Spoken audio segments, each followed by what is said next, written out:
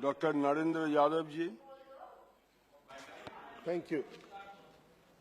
Thank you, sir. Sir, inflation is the most iniquitous form of taxation because it hurts the poor the most.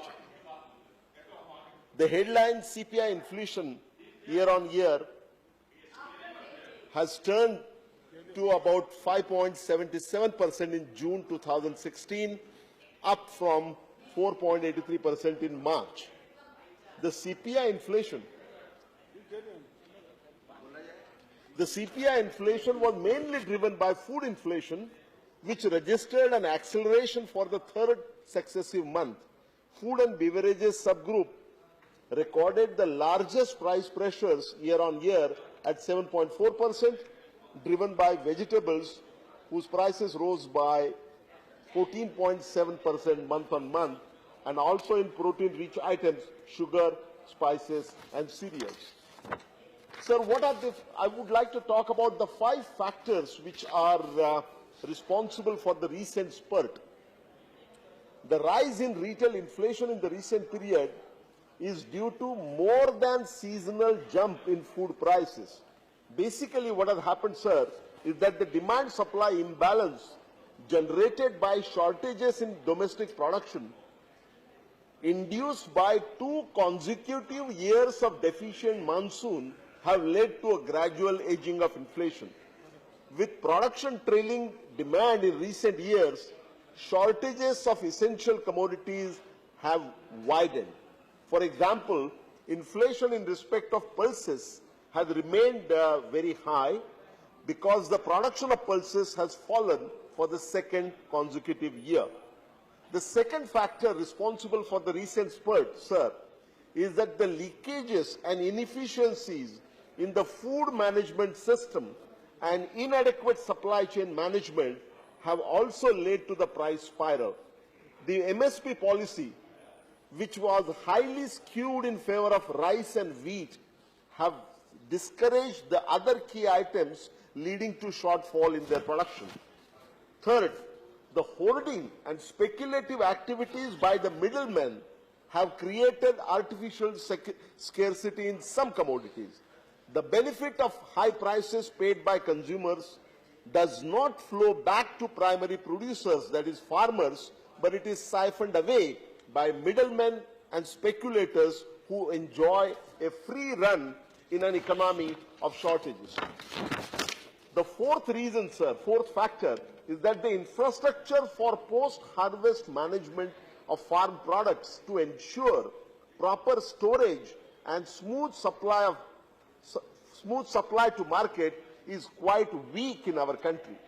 India, sir, is world's largest producer of fruits and vegetables, but the shortage and transportation losses for several crops are estimated to be around 30 to 40%.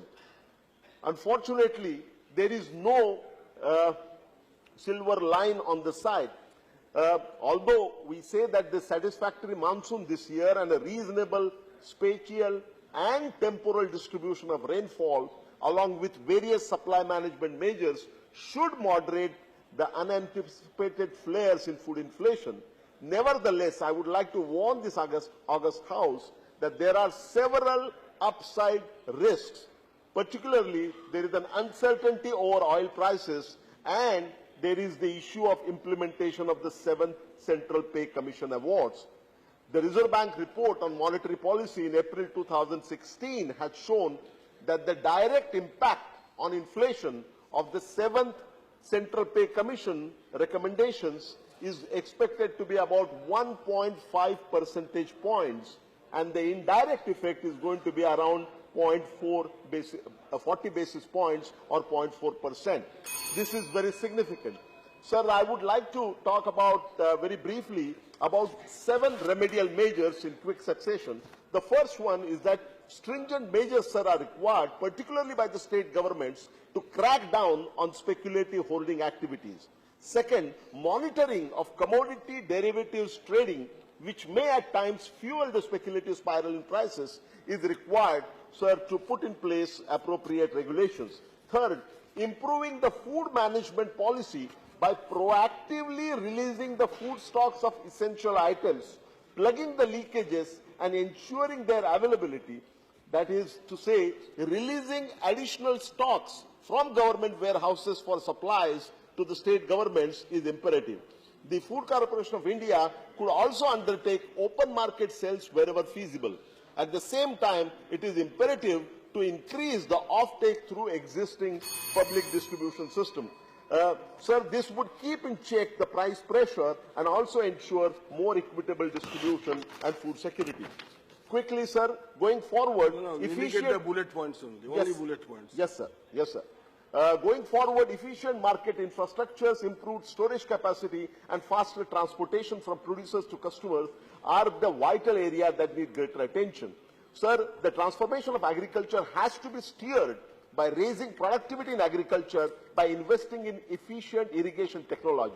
It is equally important to gradually move away from the cereal-centric MSP policy towards other items with supportive policy framework and required infrastructure. So the policy interventions are required to support sustainable growth in crop production and environmental protection through development of improved and diversified cultivation, eco-friendly and cost-effective pest management practices, efficient seed supply systems. One final point, sir. The rebalancing of the government expenditure needs to be pursued by staying on the path of fiscal consolidation.